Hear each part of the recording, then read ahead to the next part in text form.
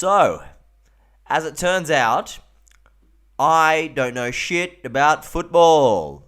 But the good thing is that neither do you, and neither does anybody else, because what an evening of shockers and surprises and wonderful football. We had the quarterfinals are on, the semi-finals are half set, the World Cup is back after a couple of days' grace.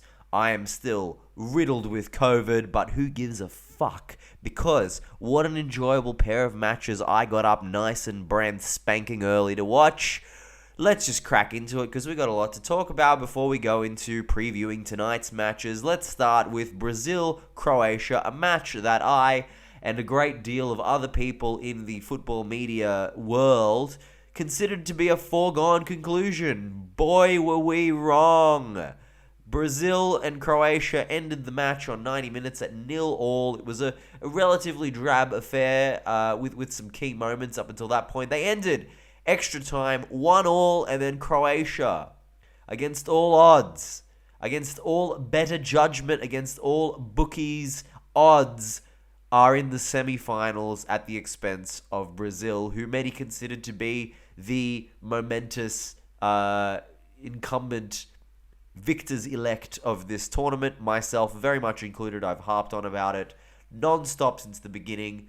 I'm a fucking idiot, as it turns out, but let's get into the match itself. The way Croatia play has me convinced that they may well be able to win the entire tournament.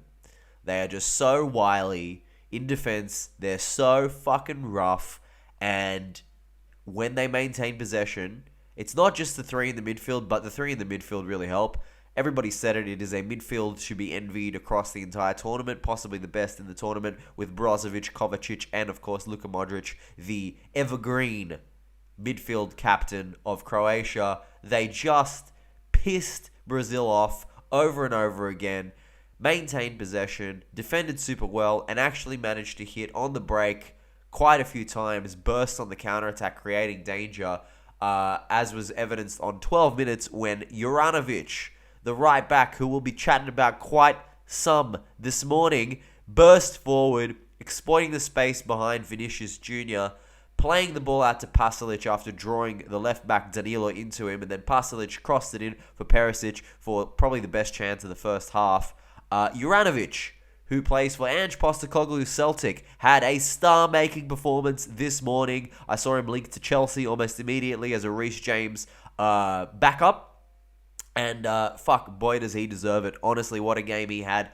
Probably the man of the match for me, but some might argue that Croatia's keeper Livakovic equally worthy of it. And I was, of course, as ever, super impressed by Josko Gvardiol, probably the centre-back of the tournament for me so far. I keep saying that. Now, I was listening to the Guardian football podcast yesterday, which, if you guys aren't listening to the Guardian and you're listening to me, I don't know how to fucking help you. But nonetheless, one of the pundits, the Irish guy whose name eludes me, but he's very, very good, he spent some time with John Arne Riise years ago. And John Arne Riise was telling him that as a left back, the more fearsome, the bigger name the winger that he was up against, the more he would get forward, because he knew that they wouldn't be tracking back and that he could exploit the space in behind them. That's exactly what Juranovic did today to both Vinicius, especially. Vinicius was a blunt tool today, and then Rodrigo, when Rodrigo came on to replace Vinicius. Juranovic was superb, even defensively, even though in the second half there was a moment where the ball struck his chest and then hit him on the hand, and it was deemed to be not a penalty. I don't understand that. I don't really get how it wasn't a penalty, but nonetheless, it remained as part of the story of the second half. The only thing that really was noteworthy in the second half was Brazil had to bring on a guy called Pedro, who I don't even know the fuck this guy plays for, and I just thought to myself, if Gabriel Jesus was fit, this would be a totally different proposition, because Richarlison had run himself into the ground. He wasn't getting any luck against Lovren or Gvardiol. I think leaving him on probably would have been a better idea, but he clearly ran out of stamina. Then Pedro came on and was fine. But I think the movement of Gabriel Jesus would have caused him a lot more problems. Unfortunately, his knee injury rules him out for a long, long time, and he wasn't an option here. And once Richarlison came off, it was a different story. Antony was quite impressive on the right.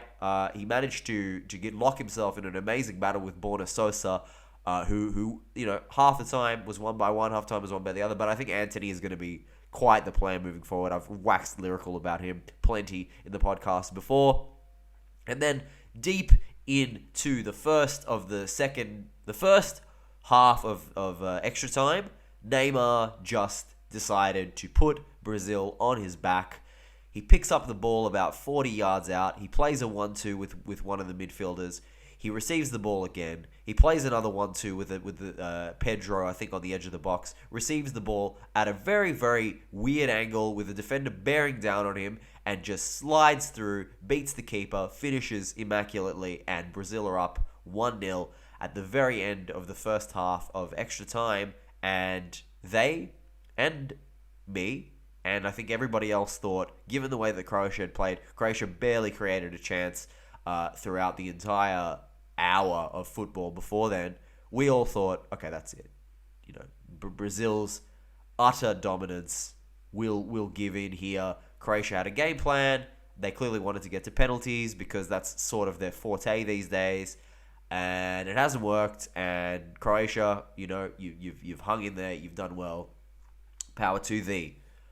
Boy, were we wrong once again, because Petkovic, who plays for Dinamo Zagreb's had quite a few stints in Italy as well. Big boy just skinned the left-hand side of Brazil's defense. No, the right-hand side of Brazil's defense, and almost scored. And then he did score after that. I think it was Sosa, somebody on the left wing, played the ball into him. And he just an immaculate finish. I think a slight deflection, but an immaculate finish nonetheless. Past Allison, sends the game into penalties. Now, I don't know if you guys have felt this, but with every penalty shootout that I've seen so far in this tournament, you look at the player in the face and it's almost like you can just tell that they're not going to score. Rodrigo looked so shaken when he went up to take the first of Brazil's penalties, and he took a Japan penalty. What can I say? There's no other way to put it. Easily saved by Livakovic. And then from there on out, like the Brazilians, the guys who you thought would score. Casemiro dispatched it with ease. Of course, Modric dispatched his with ease. And it all came down to Marquinhos, who you thought, okay, he's the fourth penalty taker. If he gets it to Neymar, you figure he's going to be the fifth. He's there to be the hero. And Marquinhos hits the post, and that was it. That was all she wrote for Brazil at this World Cup. Tears for them. Jubilation for Croatia, who are just the masters of the penalty shootout. They've won 4. It was 2 times in the last World Cup that they progressed with penalties, and now it's 2 times again they've progressed with penalties. And if track record says anything, that they're gonna actually beat Croatia in regulation time in the semi-finals and make it to the final and go one better, because Croatia are just unbelievable. The most annoying team, but boy are they fucking effective. As for Brazil, I mean, I'm going to have to eat a big fat slice of churrasco humble pie right now, which sounds delicious, but I nonetheless feel like I've said it basically in every podcast that Brazil are gonna walk this all the way home. I never thought that they would stumble at the quarterfinals, even though this is the 4th time in 5 editions of the World Cup that they've fallen at the quarterfinal phase, which is crazy. And where do they go from here, Brazil? Chiche has stepped down as coach. Who knows who's going to replace him? By the time the next World Cup rolls around, Neymar, mid-30s, Danilo, mid-30s, Alexandro, late to mid-30s, Thiago Silva, early 40s, Marquinhos, mid-30s, Alisson, mid-30s, Casemiro, mid-30s, Richarlison, early 30s, I think. And you just don't know where that next kind of crop of superstars is going to come from. Yes, Gabriel Martinelli looks like an excellent player. Yes, Antony looks like an excellent player. Yes, Rodrigo, not today, but normally looks like an excellent player. Yes, Vinicius Jr. Where's the midfield? Bruno Guimaraes is a good player, but he's no Casemiro. He's no Fabinho. They'll probably be relying on Lucas Paqueta still at that point. Defenders, right and left back, big dearth. of players there. Bremer is superb. He'll hold down the centre back spot along with Eder Militao. But yeah, the next crop of Brazilians, I mean, they're always going to be fine. They've got this Endrick fella who's about to sign for Real Madrid, 16 years old, set to be the next big thing. Could well be, and it's Brazil. They're just a footballer factory. They're going to be fine, but I just don't. What I'm saying is I just don't see it yet. And it will now, it's now past the 20-year threshold where they haven't won the World Cup. It's crazy for a country like Brazil, and they just couldn't do it for Pelé. It wasn't enough. Their unbridled arrogance was their undoing here. They thought they'd won it. We all thought they'd won it, and they hadn't. They underestimated Croatia going into the final stretch, and they were punished. And that's the World Cup, and that's knockout football. That's what happens. Croatia, on the other hand, you got to take your hat off to them. They were humble in victory as well. It was really cool. I genuinely felt really sorry for Neymar because there wasn't much else he could have done today. Neymar has turned it around for me, opinion-wise, a lot recently. He's a tremendous player. He wasn't ever able to live up to the Messi, Ronaldo, lofty kind of heights that they set. But if I can give a spoiler for what we're going to talk about a bit later, that era is not over just yet. The mantle of those two guys is going to be taken by Haaland and Mbappe because their era isn't quite over yet, as was evidenced in the next game. But yeah, I felt really bad for Neymar. It was a really cool moment where Ivan Perisic's son came over to comfort him, came over to give him his hand. It was really cool. It was a really nice moment, and those elements of football are really beautiful. Livakovic and Alisson embracing as kind of keepers in arms. Neymar and Modric hugged before the penalty shootout started. Modric and Casemiro like best friends. That was really cool to see. Modric embraced Rodrigo after he missed his penalty. Teammates. It was nice. It was a nice display of football in that game, which is kind of the opposite of what was shown in the next game. So Croatia do march on to the semi-finals where they will meet Lionel Messi's Argentina. Lionel Messi's Argentina, I don't know if they can beat Croatia, who I didn't believe in. I didn't believe in Croatia at all. I didn't think they were going to get out of the group. I thought Belgium and Morocco would qualify ahead of them. My dad, Big Sam Lacascio, who I think at some point I'm going to get him back on this podcast. He appeared on the audio Kevin Lasagna podcast at one point. Got to get him back on because the man is quite the oracle at times. He has predicted Croatia to go through all the way to the final. And now that I've said that on the podcast, hopefully it doesn't come true because I think we all want to see Messi's Argentina go to the final now. I mean, we always did, but I just didn't think that they would be able to beat Brazil. Turns out they don't have to beat Brazil, but they do have to beat Croatia. After they managed to beat the Netherlands. I also thought that the Dutch would handle this game pretty easily. I thought that the Netherlands were going to get through. I thought it was going to be 3-1 to them, as predicted in yesterday's episode. Boy, was I wrong again. I'm a fucking idiot.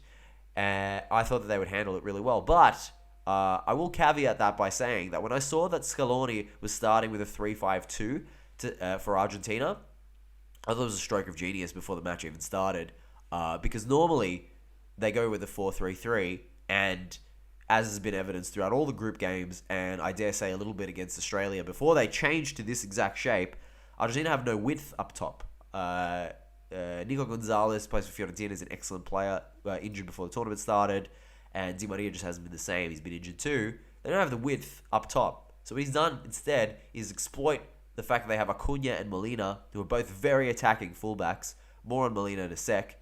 And have put them wide in order to cut Messi and Julian Alvarez in the middle. So they have the width for the fullbacks. They have the solidity of the three at the back, which allows them to play with Lisandro Martinez as well as Romero with Otamendi in the middle. And then the midfield, I mean, introducing Enzo as part of this starting midfield is another stroke of genius. He is the real deal. Him, Valverde, Tchouaméni, Bellingham. These are the midfielders of the future, guys. I really, really like Enzo Fernandez.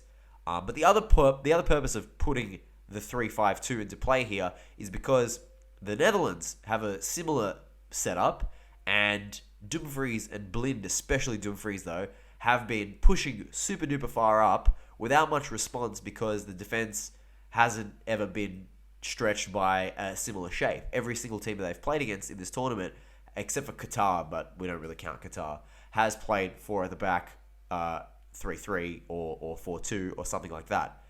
But with this shape, the wingbacks are asking Molina and the wingbacks are asking Dumfries and Blind to defend, which is not, in Dumfries' case especially, it's not their forte. And that really told here because both of Argentina's goals came from exploiting the space in behind them. Molina's goal was created by, yes, a piece of absolute magic by Messi, but they took Blind way out of the game, which made Ake step way too far up, and Messi was able to play a ball in between Ake and Virgil van Dijk for Molina, finish 1-0. Molina is the one who got away from me because he was linked to Juve all summer from Udinese. Atletico Madrid swooped in and got him, and now Juve have a real crisis at a right back slash right wing back position. And then Dumfries fouled. I can't remember exactly who it was that he fouled for the penalty, but it was clattered right into the guy. Clear penalty. I think it might have been Alvarez. Correct me if it's not Alvarez. And then Messi dispatches the penalty. So it's Dumfries and Blind who've both been exploited for these goals. Yes, Scaloni. But here's where the situation falls apart. You introduce Paredes, you introduce Lautaro Martinez, you introduce Montiel for Molina. Nothing about the shape of Argentina changes at all. Paredes is a little bit more defensive than DePaul.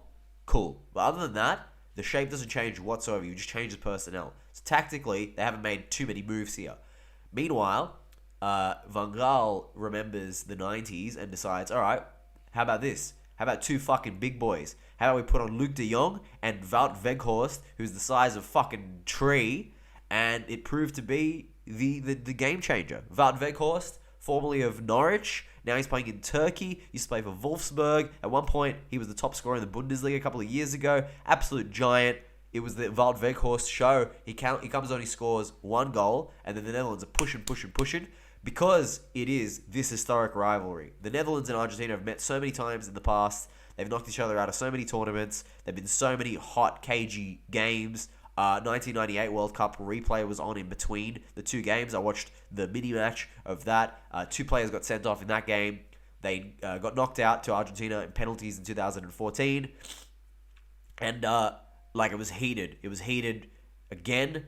It's one of those weird, under-the-radar historic rivalries in world football, and it got heated, and as the Netherlands were pushing, there was a moment where Paredes slid in and took one of the guys out, and then the other Argentine guy came through and just booted the ball straight into the dugout where all the Netherlands subs were sitting, and it just led to a footy brawl, and then Van Dijk came through and shoved Paredes so far, Paredes almost ended up in the car park, which was really cool to see because Paredes has really disappointed me at Juve this season. I'm hoping we don't redeem him from PSG and send him back. He was fine in this game, and then from there it was just so much Bargie from the Argies. They were just I don't know if you guys saw the Copa America final last year, Brazil Argentina, but it basically was.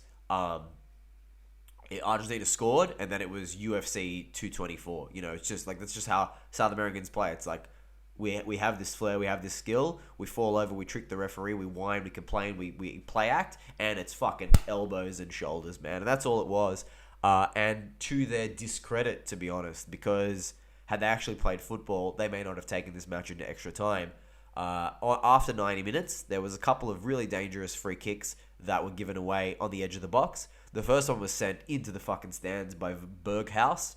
Absolute dog shit. And then, again, just on the edge of the box, Petzela, who used to play for Fiorentina, came through and just straight shoved one of the Netherlands midfielders. I think it was Gakpo. He just shoved him, pushing them back. Free kick right on the edge of the D, and you think to yourself, okay, it's going to be Berghaus, going to send it. And I think all the Argentine players were waiting for a shot from either Koop Meiners or Cody Gakpo.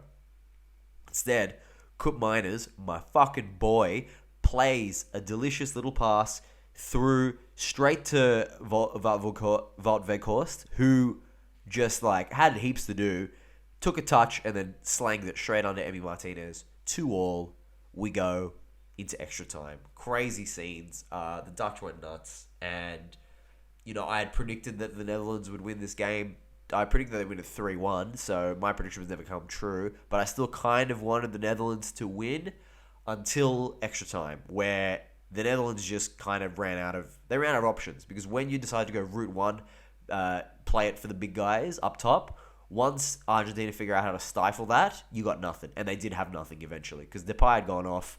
Their midfielder had been kind of shelled. Koop Meiners tried his best, but he's a slow player. He's a really good player, but he's a slow player. So he couldn't really add the energy. And so once they had nullified Luc de Jong and Wout Weghorst, few chances for the Netherlands. But Argentina had heaps, including one at the very, very end where Enzo Fernandez hit the post. Had that gone in, like game, set, and match, you call it for Argentina, and they would have totally deserved it. And they totally deserved to win regardless. I'm really glad they won on penalties. Penalties have been kind to Argentina in the past, but they have also been kind to the Netherlands. So we really know how this is going to go. Van Dijk did the coin flip. He and Messi do not embrace. Very, very cagey even to this point. There was a fight after the match, and there was a fight during the pens as well, which is nuts. But Van Dijk coin flip and then picks the ball up and marches straight for the penalty spot. Now Van Dijk for Liverpool last year scored a couple of cool as you fucking like penalties in both the FA Cup final victory against Chelsea and the League Cup final against Chelsea. So I thought, oh, he's got this, man. It's VVD. He's super cool. No, he didn't. He also took a Japan penalty. Emi Martinez, whose penalty record is astonishing. I think he saved 30% of the penalties that he's ever faced. Astonishing. Saves it. Does his fucking wiggle and dance. You can't not love Emi Martinez. And then Berghaus, again, like, his penalty was actually really, really good. But Emi Martinez just like, that's the best penalty save we're going to see at this tournament. Absolutely astonishing. My boy Koop Meiners, of course, scored. He lashed it. Absolutely lashed it into the top right-hand corner. Enzo misses. Felt really bad for him because he could have won it he could have won it there had he scored. He misses, having hit the post. I don't think it's going to dent his confidence. He's a superb player. Totally fine. And his blushes were spared by Lautaro Martinez, who stepped up, scored the winner, silenced his critics. A lot of people have been really critical of him. You know, he had that goal chalked off against Saudi Arabia for like a knee pube worth of offside. And you felt really bad for him. And he's been maligned. He's been called the new Higuain, which is actually quite a fucking compliment, to be honest. Be respectful of Pipita. But Lautaro is a very streaky player, and when he's on, he's on. And hopefully this is the start of a streak for him because he's a really... As much as I hate to praise any Inter player, he's really good, man. He's a really good player, and he'll be a boost to Argentina. And if they stick to the 3-5-2, which I'm worried might not be a good idea, but if they stick to it and they start... Julian instead of him, he's a great option off the bench. I don't know if I see them beating Croatia. I mean, the Brazil game just turned everything on its head for me. I don't know if I can see them doing it. Croatia they've got their tactic and it fucking works. Get the ball off Modric, Kovacic, and Brozovic if you dare. And if one of them has to go off because they're tired, this Maya character is fucking awesome, man. He's like a mini Modric. He looks like a superb player. A lack of firepower up front has not stopped them because they seem to be the masters of keeping their nerve in the penalty shootout. Livakovic is a terrifying monster that you're going to try and score against in the penalty shootout, and I can see them trying to get it to penalties again against Argentina. And if Argentina are conceding 2 goals to Wout Weghorst, then fuck, Kramaric can do that. You know that Croatia's attackers are better than Wout Weghorst, so worried for Argentina. But I want them to win the World Cup now. Because Messi, what can I say? I wanted them to win the World Cup before. Because Messi. Alright, let's crack into tonight's games. I can't wait. I wish that there was just back-to-back games. I missed the 4 games in a row. But whatever. The World Cup's the best. I'm getting all hot and bothered here. First game is Morocco, Portugal. I will say that... no teams have put in back-to-back stunning performances. Spain killed Costa Rica and then failed to beat Germany and then lost to Japan and then lost to Morocco. England smashed Iran but then very dire 0-0 draw with the USA and have just been good in the rest of the tournament. You saw Brazil absolutely own South Korea, and now they're out.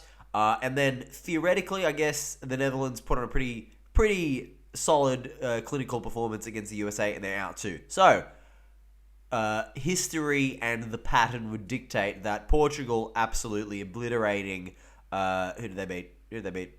Switzerland in the previous round would mean that in this round they're not going to do the same, and it's a tough matchup against Morocco. Like very, very contrasting styles, Morocco to Switzerland, and they're going to be a lot more solid. A lot of people are predicting that Morocco is going to do the business here.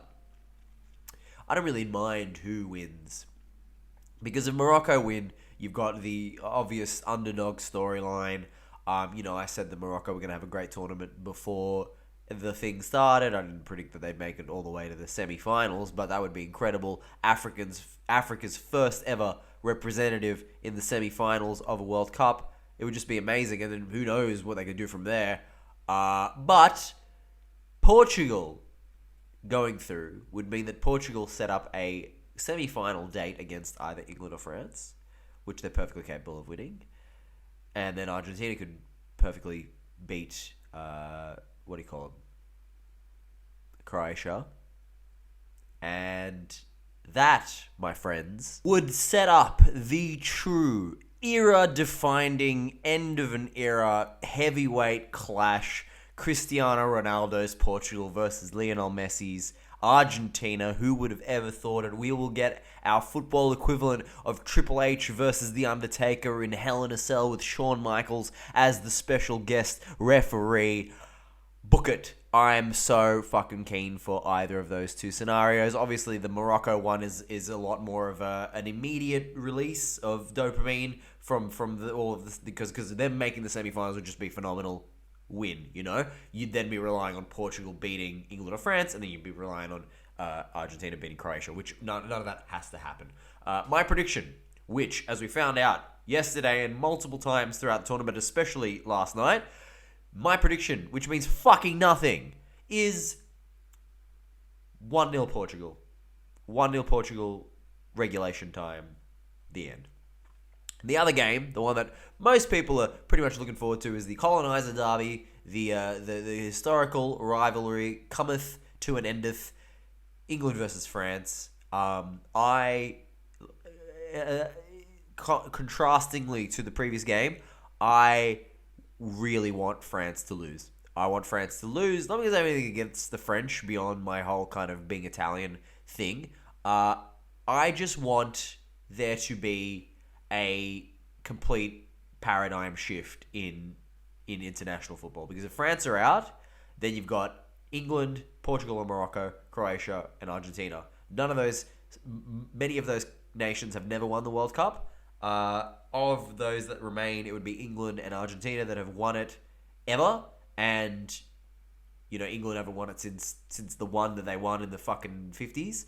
And Argentina haven't won since the 80s. And if Argentina were to win, it would be Lionel Messi, getting what he deserves. So, that would be great. So I want France out. And I think that England can. We know what France are going to do. France are going to set up defense and give the ball as quickly as possible to Mbappe. We'll get the ball through the midfield to Griezmann so he can set up Mbappe. And if Mbappe's busy, send it to Dembele. And then Giroud is always a danger. Like, they do what they do, and why would you change? In international football, you don't really need to have too many game plans, and this game plan won them the World Cup last time. And Kylian Mbappe certainly on a level beyond how good he was in the last World Cup. Arguably, they might be a little bit better than they were in the last World Cup. I don't know, but we'll see. But I certainly don't know what England are going to do. There are rumours that Gareth Southgate will revert to the 3-4-3, which he did against Germany in the Euros, which he kind of saves for the more intimidating opponents. Nonetheless, I don't think it really matters because the tactics will be the same regardless. What they need to do is exploit the left-hand side because Kylian Mbappe ain't going to defend, and Theo Hernandez is exceptional, but he is an attacking left back. So, what's going to happen is it's going to be a big game for Bukayo Saka, whoever's playing at right back. I would imagine they're going to go with 4-3-3, which becomes 3-4-3 in attacking transitions, because you'll have Kyle Walker sitting back and becoming the third centre back when they attack, and Luke Shaw pushing all the way up. And I think that would be the perfect, that would be the perfect game plan. Like we said with the John Arnorisa thing, the bigger the attacker, the more space they leave behind them. And Theo Hernandez is not a great defender. That right-hand side of England could have a field day, and I hope that they do. And they've been really good at taking advantage of transitions in this World Cup. That's when the team loses the ball, going from attack to defense. They're very good at that, and they have exceptional players. And the midfield matchup is going to be the most important thing here. Tchouaméni versus Bellingham is something that we could potentially be watching for the next 15 years in midfield. And I don't actually know which one of them is better. Bellingham, because he's a teenager and because he's so mature, is kind of heralded as like the big young midfielder. But Tchouaméni is basically just as good. I think he might be better in a lot of aspects. He's just quite significantly older. This is going to be an interesting battle. Another battle that I find really, really crucial to this will be the degree to which Declan Rice can keep Antoine Griezmann shackled. Griezmann has low-key been one of France's most important players in this entire tournament, and if he can be shackled effectively, but it's going to be Declan Rice obviously doing it, then their firepower gets minimized considerably. So I think that's a huge one. And then, the greatest player in the world at some point has to have a day where he returns to being the worst fucking, most frustrating, hair-pulling out of your fucking scalp player in the world. I'm talking about Adrien Rabiot, obviously. The Adrien Rabiot that I've been watching for Juventus in the last 3 seasons has to rear his ugly head at some point. Will it be because Jordan Henderson just kicks the living fuck out of him and always wins the ball off him? Well, if anyone can do it, it's Jordan Henderson. So I think the midfield battle will be key. And like I said, exploiting that left-hand side of France. If England could do that, then I think it's no problem. But I do think this is going to be a really open game. I think these two teams are going to have no respect for each other because Kylian Mbappe doesn't seem to play with any kind of respect for any opponent these days. And I think it's going to be a slobber knocker, as we say in the wrestling biz. I'm going to add some more wrestling vernacular to this because fuck it. We already spoke about Triple H and Shawn Michaels. I think it's going to be an absolute bloodbath. And my prediction is 4-2 to England. Yeah. 4-2 to England, setting up a major clash against Portugal. Cristiano Ronaldo versus the country representing the city, representing the team that kicked him out. So there. Whether Cristiano plays against Morocco or not, I don't really care. I don't think he will. I don't think he should. It's obvious that Portugal are a lot better without him. He could be a weapon for him coming off the bench. Doesn't matter. Doesn't matter how they want to play it. Because this game is going to be all about Morocco and how Morocco defend. Because if Morocco defend the way that they did against Spain and how they did in the group stage, they'll be fine. They just need to be a bit more clinical up front. What do you think?